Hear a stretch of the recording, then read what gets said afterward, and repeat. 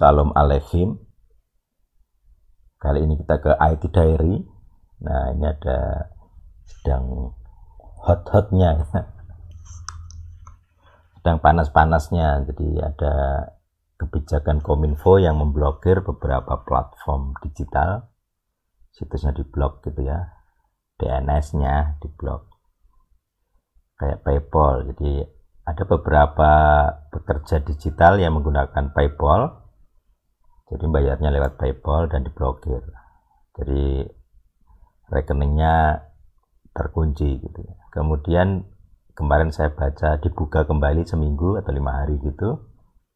Dan Kominfo ingin orang-orang Indonesia yang punya uang di PayPal ditarik ke rekening lokal gitu. Makanya kalau bikin kebijakan itu ya sosialisasi dulu gitu ya. Kalau mau ngeblok PayPal ya bilang dulu ke warga bahwa akan diblok gitu. Itu jangan kok tiba-tiba diblok. Begitu diprotes baru direvisi. Nah, kadang kebijakan kita memang kurang berpikir panjang ya para menteri kita. Nah, kali ini berkaitan dengan game ya. Jadi platform game diblokir Kominfo, pengembang khawatir mematikan potensi Indonesia. Ya. Memang di rezim Jokowi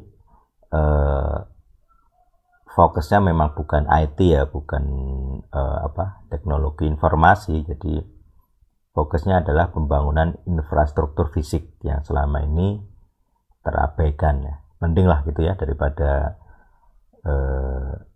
rezim-rezim sebelumnya yang mayoritas tidak punya fokus gitu ya. Jadi zaman dulu menteri-menteri rata-rata itu partai, orang partai ya. Sekarang beberapa menteri mulai ada yang profesional. Jadi ada orang-orang yang khusus, yang ahli.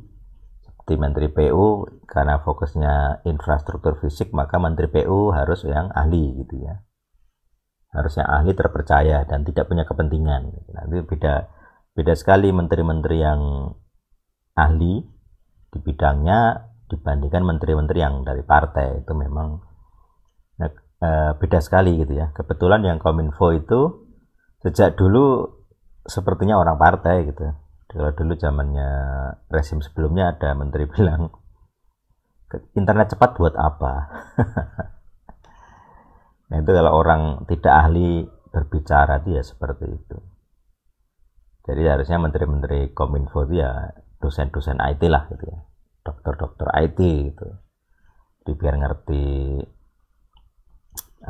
ilmu IT lah gitu. Nah di sini ada perkembangan yang menarik karena bangsa kita agak kesulitan mengikuti gitu ya. Sama seperti motor lah ya. Kita bikin motor sendiri tidak bisa, bikin mobil sendiri tidak bisa. Mau bikin mobil nasional juga dicibir netizen gitu.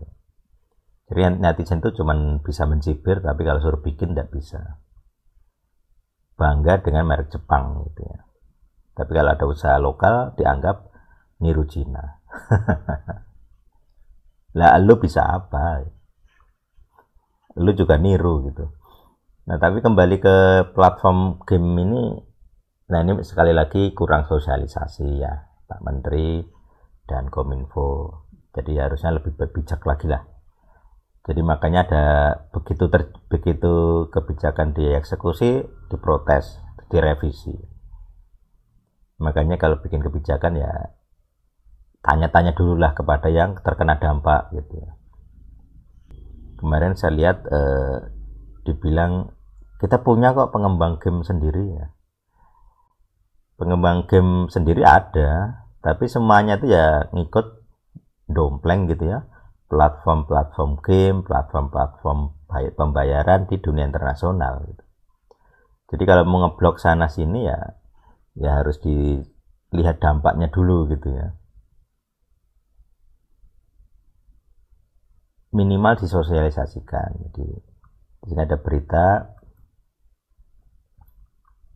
Saya fokus ke ini ya, ini dari salah satu CEO Lentera Nusantara Studio. Jadi dia pelaku ya. Dia bilang blokir bukanlah tindakan tepat. Apalagi memblokir nggak kasih alternatif dulu, nggak kasih sosialisasi. Nah, nggak kasih, nah seperti ini Nah, ini pentingnya sejak dulu tuh begitu gitu ya. Terus minta maaf, revisi. Nah, jadi kalau mau bikin kebijakan ya disosialisasikan, dibicarakan di publik, kasih uang ke TV-TV, dirilis gitu ya. Supaya apa? Supaya orang ngerti, persiapan lah gitu. Kita kebijakannya selalu tidak pernah persiapan, tiba-tiba terjadi, begitu terjadi diprotes, dibatalkan, kan banyak itu. Banyak kebijakan pejabat negara dibatalkan presiden karena menterinya mungkin nggak ngomong kayak atau nggak konsultasi, jadi tidak tahu dampak besarnya apa. Begitu berdampak diprotes baru direvisi. Sebenarnya itu ya agak-agak memalukan gitu, dalam suatu komando pemerintahan gitu. Jadi kalau kebijakan besar yang itu memang perlu analisa ya, jadi kita perlu pakai pemikiran yang banyak gitu ya, yang ya apa istilahnya ya, yang dalam gitu ya. Kira-kira dampak dari kebijakan saya apa, lalu dibicarakan dengan tim ahlinya, wakil menterinya, dikonsultasikan dengan presiden, harusnya kan begitu. Jadi sebelum dirilis ke publik itu di internal sudah ada pembicaraan dulu gitu. Jadi kalau bikin kebijakan dipublis kemudian diprotes, direvisi itu ya agak gimana gitu. Kurang baik lah cara kerja. Memang sejak dulu begitu sih. Sejak dulu sering begitu. Jadi dari konferensi persnya minta maaf, nah akan lebih baik, akan lebih bijak ya, sebelum minta maaf ya disosialisasikan dulu. Kalau pengen maksa ya pakai alat paksa tapi diterangkan ke publik gitu. Ini alatnya maksa ngeblok DNS tapi tidak diterangkan. Walaupun sebenarnya secara teknis kalau soal akses ya bisa di cara lain gitu, pakai proxy gitu. Tapi ya tidak semua platform yang diblokir akan menerima proxy gitu.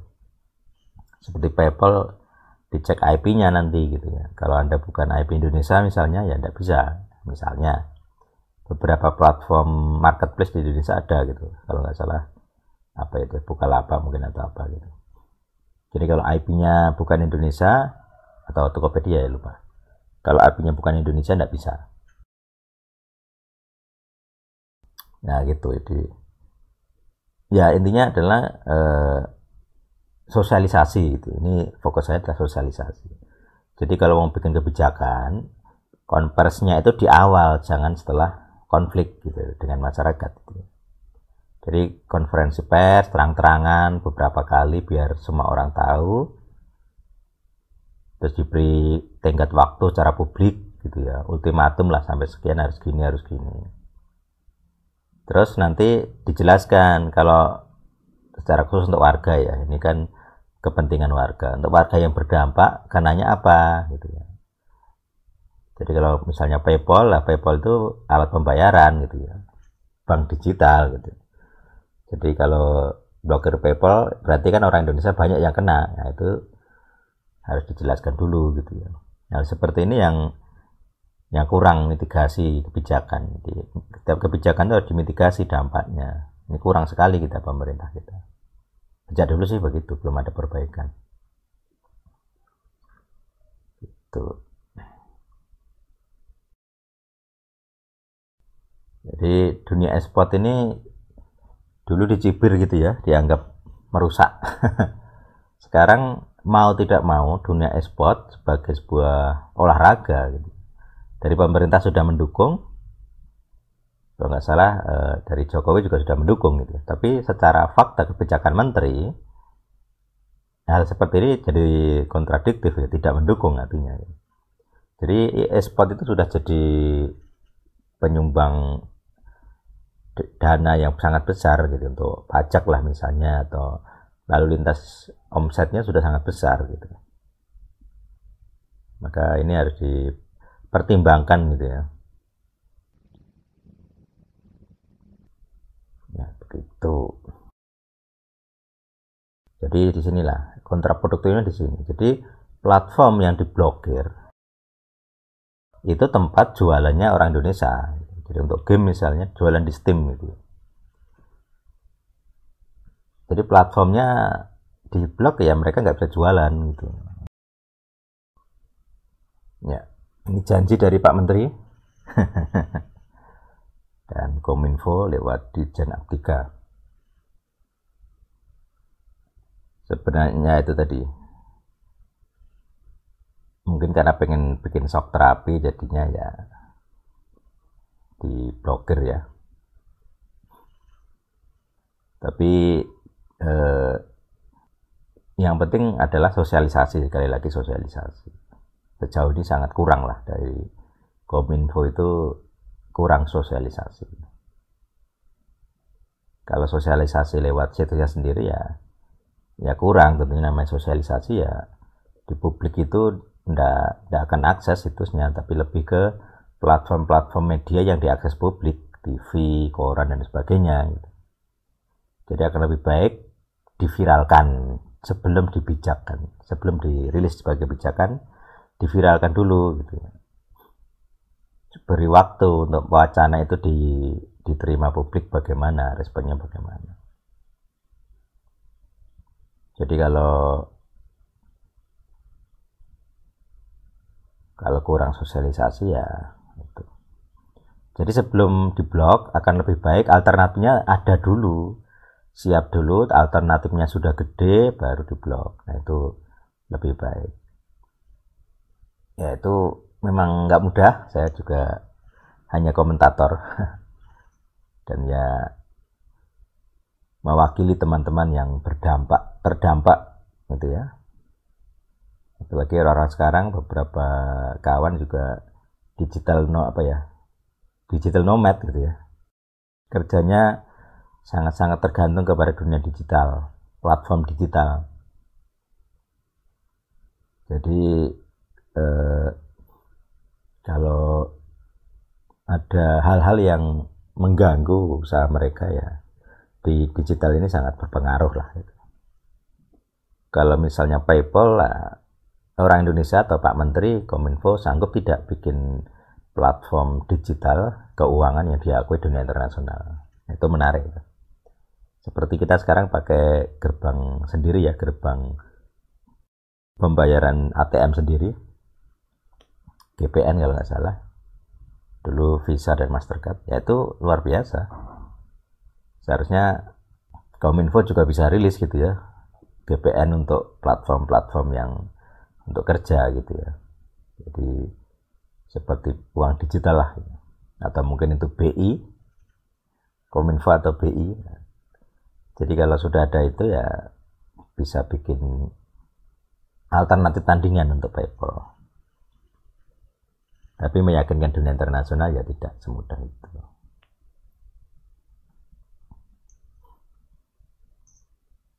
Semoga ada perbaikan, ada langkah solusi win-win ya. Karena sebenarnya mau tidak mau dunia digital itu masa depan gitu ya. Jadi jangan hanya merespon sesuatu yang terjadi, tapi buatlah jadi pionir lah. Kita harus jadi pionir platform, pionir awal gitu ya, dimana setiap platform itu kita jadi pemimpinnya. Semoga bisa. Kemarin ada rencana juga Silicon Valley Indonesia, tapi ya sampai sekarang sulit, belum kayaknya ya. Mungkin itu rencana jangka panjang. Jadi kalau Indonesia bisa unggul di IT, saya rasa itu lebih baik. Dan semoga rezim berikutnya menteri fokus ke teknologi informasi ya, pengembangannya ya. Jadi menteri dari Kominfo, dari yang berkaitan dengan IT itu sebaiknya dari akademisi. Kalau bisa, ini usul saja dari rezim berikutnya ya. Atau mungkin Pak Jokowi mau merubah kebijakan, karena memang fokusnya ke PU ya sekarang ya. Ya, demikian IT Diary. Semoga pengembangan IT di Indonesia bisa lebih baik, didukung oleh pemerintah. Kalau pengen mandiri ya usahakan. pemerintah silakan bekerja keras menyediakan platform yang mandiri dan memenuhi kepentingan nasional kita. Secara khusus, kalau saya pengennya ya pemerintah itu situs-situsnya, kantor-kantornya ya jangan pakai Windows gitu ya, pakai Linux. Pengen saya. Semoga Pak Menteri mendengar, semoga Pak Jokowi mendengar. Atau mungkin nanti di rezim berikutnya semoga juga mendengar. Kalau pakai Linux orang akan terbiasa gitu. Jadi terbiasa dengan sistemnya dan terbiasa untuk menghormati hak cipta program atau software.